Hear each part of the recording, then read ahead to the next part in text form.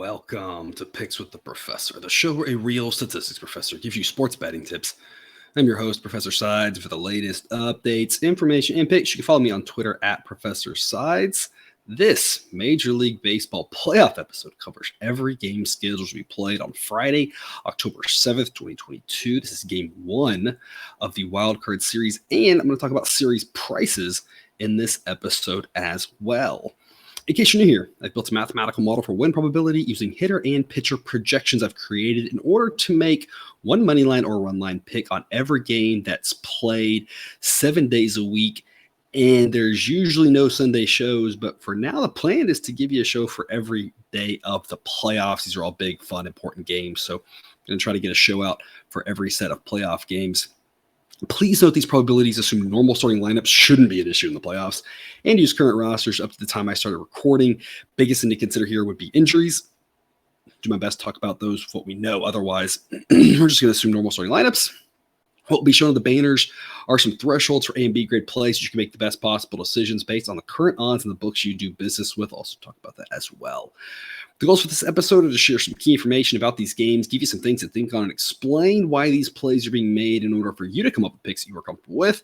I never recommend blindly tailing or fading any pick, but rather to hear the justifications and thought processes to make sure you're fully on board with me or against me before investing your hard-earned money. It's like to say, take what you like and leave the rest. As I go through my plays, remember there are no locks in gambling, so it'll give you our loves, likes, and leans, that is A, B, and C grades. To indicate my confidence level with respect to scaling wagers, as always, please remember that good and bad variance will occur, so as much as I'd like to say we'll be profitable each and every day, that is an impossible reality for any gambler. Last year's playoffs went fantastic. All those records are kept on the website. Again, that's www.pickswiththeprofessor.com. I have a link to last year's stuff. I didn't have a summary tab because I didn't build that up at the time. And then trying to go back and add that later is really impossible. It's one of those you need to do it as you're going along. But you can click through the day by day and see all the results. And the playoffs last year were just fantastic. Hopefully we can do the same thing this year. Have a lot of things I already like here on day one. Before we get to that, some reminders. Please hit that like button if you're on YouTube. Also, if you aren't yet, please consider subscribing or following. It's free, and if you turn on notifications, you won't miss any of college basketball, MLB, or college football content that this channel provides. Check out Horse Racing Today if you like to play the ponies. You can find this stuff at horseracingtoday.net. They've got a team of 5 with over 125 years combined experience in handicapping horse races. There's an angle they don't know or bias they can't identify. Check out their YouTube shows or the website. Those links are in the description. And as a reminder, we've started up a Patreon page for those of you looking to support the show. Membership starts at just $3 per month to get the play of the day. Also access to our Discord group, ad-free and early access to shows and early access to projected spreads. I got it out there already for you, a little teaser for what I provide for that top level of support on Patreon. Providing a look at spreads earlier than everybody else gets it. Hopefully you may already know exactly where I'm going with these plays, and now you're just hearing the justifications. So some good information there. I've already got everything set up for all 3 of the games for every series. All that's going to be made available to the Patreon top tier supporters very soon. So then right when those lines come out, people can jump on what they like and take advantage of what are often mispriced opening lines. They settle in and get good quick, but right off the bat, you can get some good value there if you're on it. Finish the season strong here on the last couple days. So that was good. Hopefully we can keep it rolling here. We're going to start off noon Eastern, raise the Guardians. I've got the Guardians as a B grade pick today at the price of -114. As long as it's in the -1 teens, it gets a B grade pick for me. If it gets in the -10 somethings, that would be an A grade. So never know how the price is going to move, where you're shopping, what you might be looking at. I like the Guardians here, though. I think that there's more value on that side. We've been backing the Guardians so much. They've been so good to us. I don't see why we should stop here.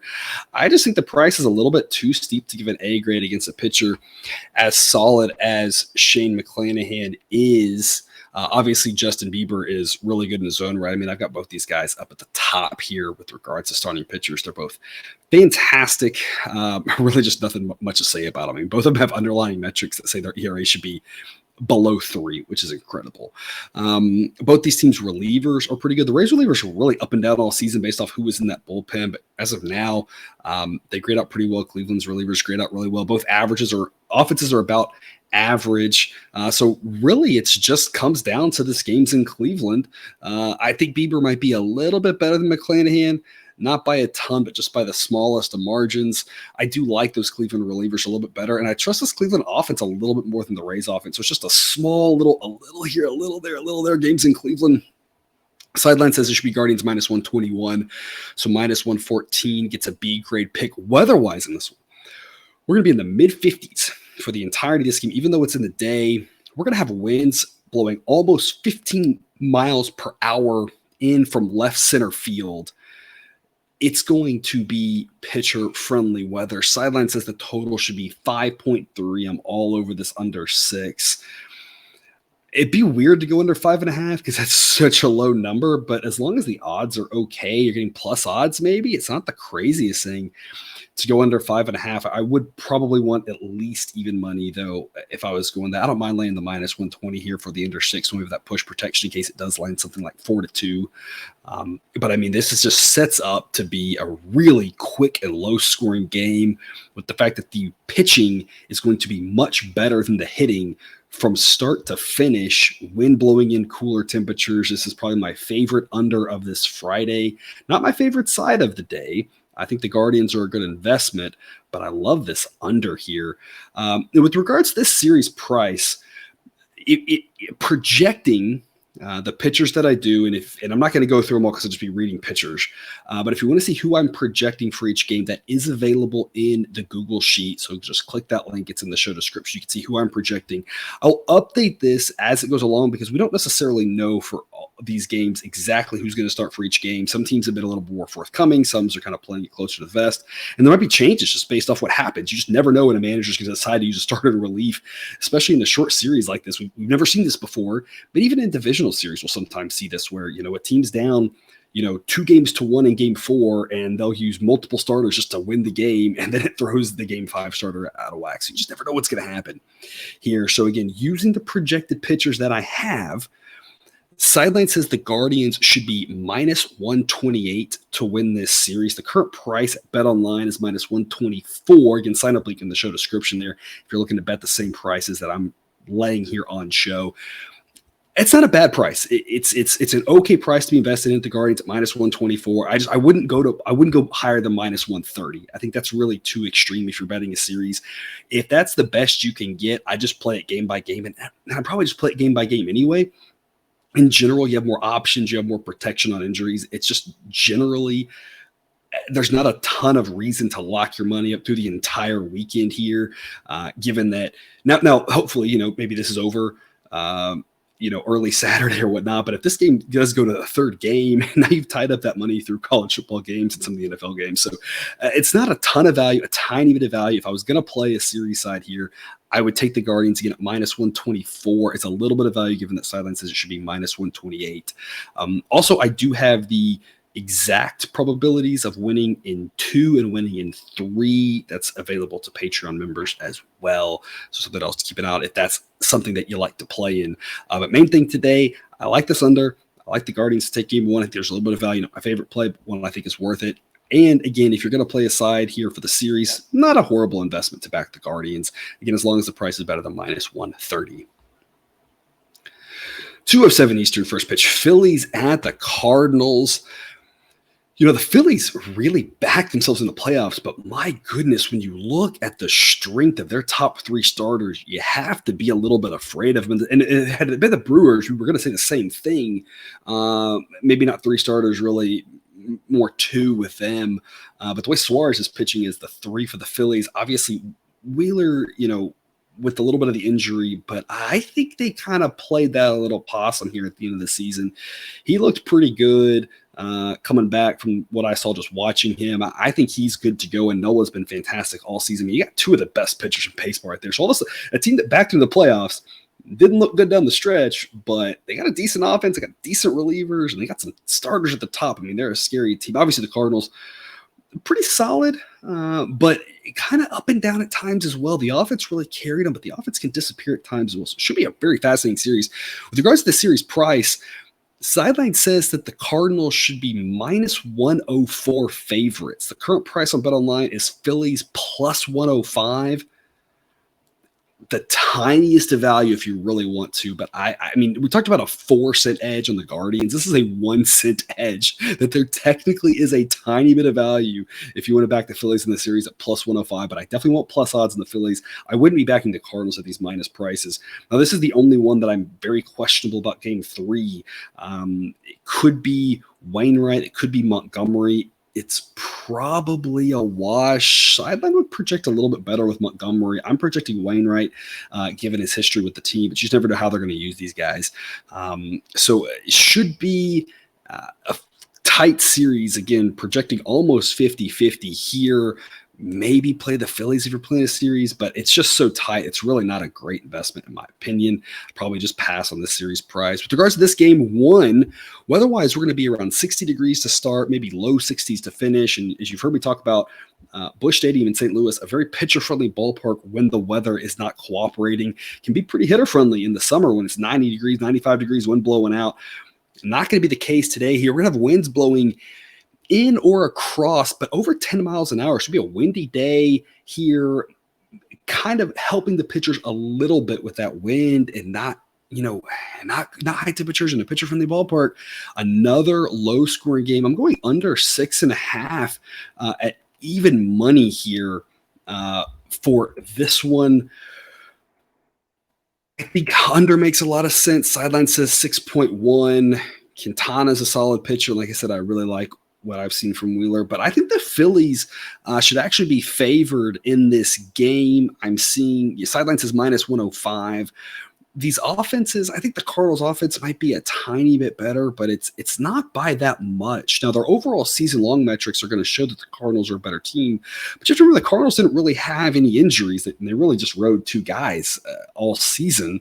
Pools, played pretty well the second half of the season. They've had some guys be up and down, but they haven't had any key injuries like the Phillies did. The Phillies missing Bryce Harper for half the season affects their season-long metrics. So when you project the current roster, I think these offenses are both good, pretty similar relievers. Sideline likes the Phillies relievers better. And really, there's a huge gap between Wheeler and Quintana. Quintana's a respectable pitcher for sure, but he's nowhere near as good as Zach Wheeler is. There's a reason Wheeler gets a 70 grade and Quintana a 93. Again, Quintana good, Wheeler great. So I really think the Phillies should be favored on the road here. I think that Wheeler's dominance is more than enough to make up for the fact that this game is in St. Louis. Again, sideline says Phillies minus 105. The current price I'm seeing is Phillies minus 103. That ekes into B grade territory. If we could get up to plus 106, that'd be an A grade, maybe plus 105. Be close enough for an A grade if the price moves in that direction. But around even money, I think the Phillies are the play here. I couldn't back the Cardinals at something like minus 107 when I would really need some plus odds for them in order to be a good pick, in my opinion, to fade a guy as good as Zach Wheeler. So back in the Phillies here with a B grade pick, and I'm going under 6.5. Again, sideline says 6.1. Pitcher-friendly weather, pitcher-friendly ballpark. Quintana's the weakest pitcher in this game, and he's not bad. So it sets up to be another low-scoring game here on your Friday afternoon. 4:07 Eastern first pitch. Mariners at the Blue Jays.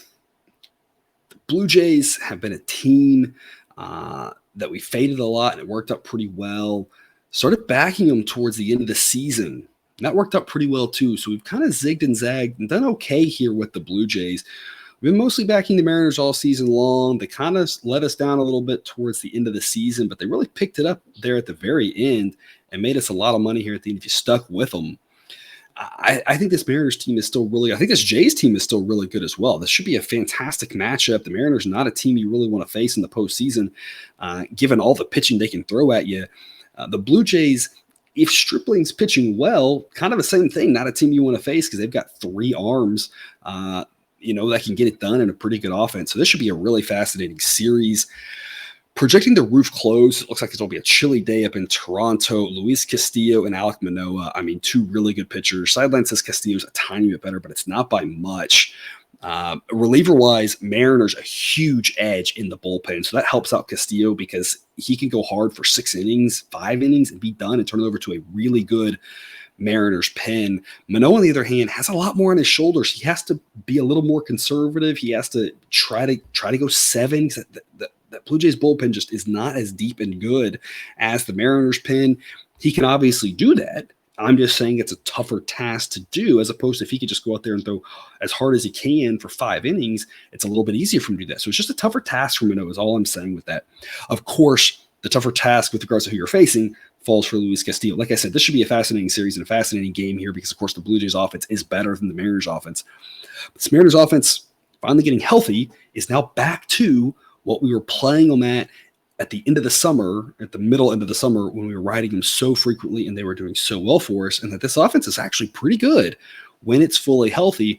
Their overall stats don't look as good because they played a pitcher-friendly ballpark, but when you look at park-neutral statistics, they rate, even for the whole season, for sure in the top 10 and most likely in the top 5, despite all the injuries they've had to all their key hitters over the season. So, I mean, I think this Mariners team is still undervalued. They're right on the borderline of an A-grade pick. Sideline wants plus 120.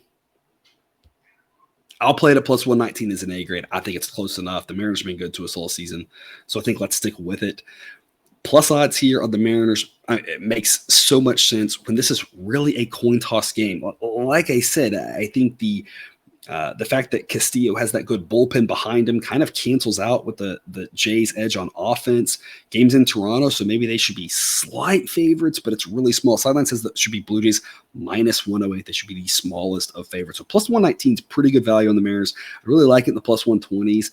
But again, the Mariners have been so good to us this season. I'm going to trust them here with this. You could look run line, but the run line odds are just too high for my liking. And on top of that, I'm going to actually play this one over 7 at minus 105. Sideline says this total should be 8.3.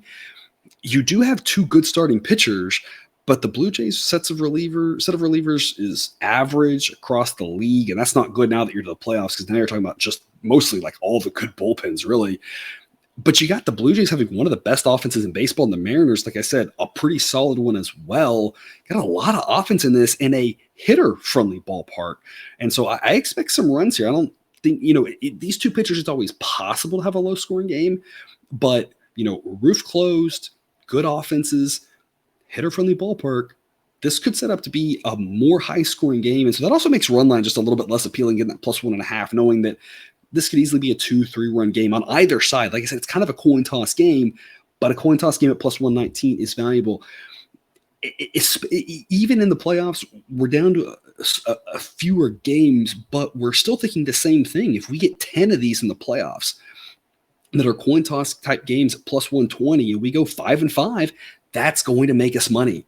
So we're still going with our same principles here of coin toss game plus odds. It's a smart investment. I want to get a little bit more down on it. That's why it gets an A-grade play. With regards to the series, it's the exact same thing as the Phillies thing. Sideline says that it should be Blue Jays minus 129 for the series. Give the Blue Jays a slight edge. Giving all 3 games at home really helps, seeing their top 3 arms are pretty good. The current price I'm seeing, you get the Mariners plus 130 on BetOnline. So you talk about literally 1 cent of advantage. So it's just like the Phillies. It's plus odds, baseball, who knows? You got good teams, but they're on the road. It's just not a ton of value at the current price. So, like I said, I might take Phillies plus 105. I might take Mariners plus 130 for the series, but I just don't think it's really wise to tie up the money. So, personally, it's not something that I would recommend. I would just go game by game.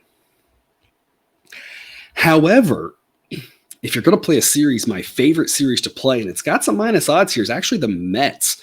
Sideline says the Mets should be minus 185 in this series, and the current price I'm seeing is minus 170, and that's giving the Mets a little bit of a ding with this whole weird DeGrom situation about maybe they aren't going to throw him. He hasn't looked good lately, giving him a little bit of a penalty in case he can't find it.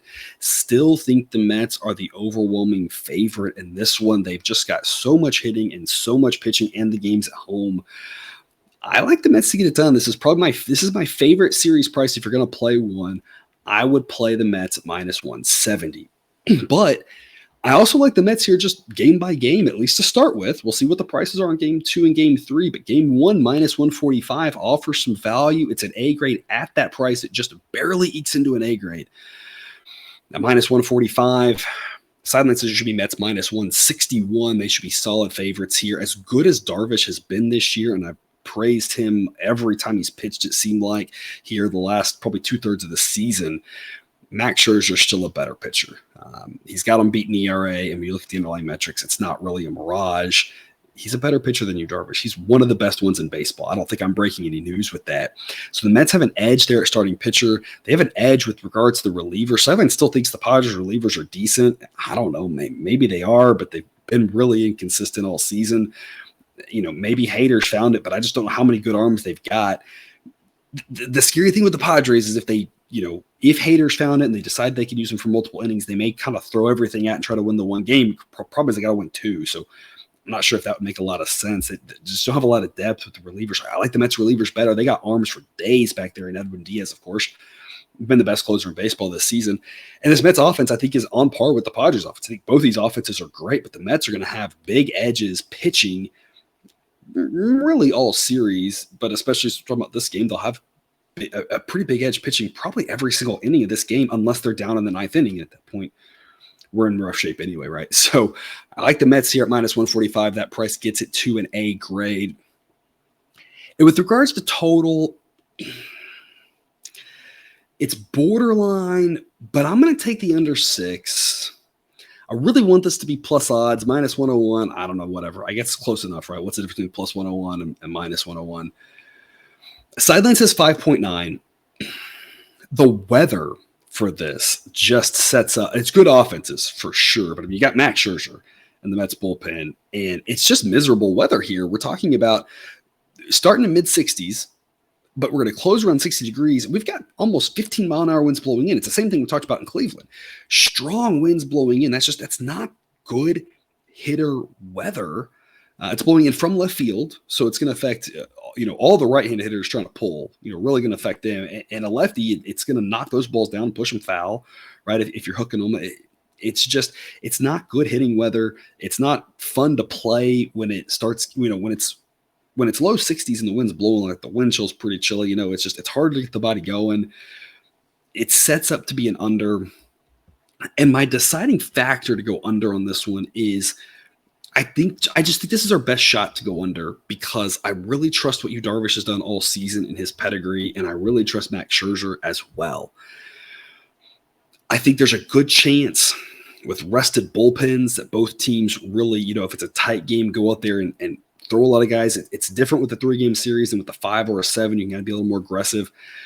And when you look further down the line at the series, who's going and how those totals are projecting right now, they're not that much higher than this, but I feel like there should be a larger difference. So I'm just looking at this going, I watch a lot of baseball and looking at this projection versus the other one. I think this under 6 is probably the spot to go under because I feel like next game is probably going to be 6.5. And Sideline, I think, has it right now at like 6.4 if the weather holds. But I won't feel as good about going under that 6.5 as I do this one. So I think this is the spot to go under. It's really, like I said, borderline from a mathematical standpoint. It's just more about this weather, a really pitcher-friendly ballpark. The Mets, these last games against the Nats, their offense got going against terrible pitching in the same sort of weather, but the Nats didn't score a lot of runs. And I don't expect the Mets to score 8 runs on Darvish. I expect them to give up a couple, but only to be able to score like 3 themselves. So this feels like a 3-2 type game. I'll back the Mets with an A grade again. Minus 145 is the highest I want to go for an A grade here. And like I said, I think this under, it's borderline, but it's good enough for me to recommend it. Again, as long as you're right around this even money mark or more. I don't want to lay minus 110, but even money is readily available for many onshore and offshore books as of the time of this recording. So if it doesn't have it at your favorite book, go shop around. Make sure you have at least 2 or 3 different accounts. You don't have to have 10, but at least be able to shop around a couple and get better prices. It's out there in a lot of places right now. And so you should be able to lock in that under 6 even money. And I think that's really the threshold for if it gets there, that's my buy point for this game. Again, as long as it's that even money or better. So like I said, at minus 101, which is a bet online, that's close enough. And I'll lock it in as an official under recommendation here on this one. And so that does it for episode 1 of the playoffs. So just a recap, I've got the Guardians as a B grade pick at minus 114, and I'm going under 6 at minus 120. And an okay if you want to play them on the series at minus 124. I think that's got a little bit of value. For the Phillies, I'm taking them at minus 103. That's also a B grade. I'm going under 6.5 at even money. The current price of plus 105 on the series, I don't think it's bad. I also just don't think it's great. For the Mariners, I've got them at plus 119, an A grade pick. Really looking for plus 120, but close enough. They've been good to us. And I'm going over 7 at minus 105. And the same thing as the Phillies at plus 130 for the series. Not bad, but also not great. And then wrapping us up the night game, I'll take the Mets at minus 145, an A grade pick. I'll go under 6 as long as we're in that even money or better. And I like the minus 170 for that series price. If the series price thing is something you're doing, that's the one to play, in my opinion. And that's all I've got for you here. Thanks for tuning in to another episode of Picks with the Professor. Check out that website if you haven't yet. It's www.pickswiththeprofessor.com. Don't forget to subscribe so you can ensure all the sports betting content that's provided on this channel dropped right into your feed. We'll see you again tomorrow for game 2 of the wild card games. And don't forget all the college football content that we have here for week 6 out there. A lot of good things happening and a lot of ways to make some money. A lot of fun to be had. As always, best of luck, and remember, you can eat your betting money, but please don't bet your eating money.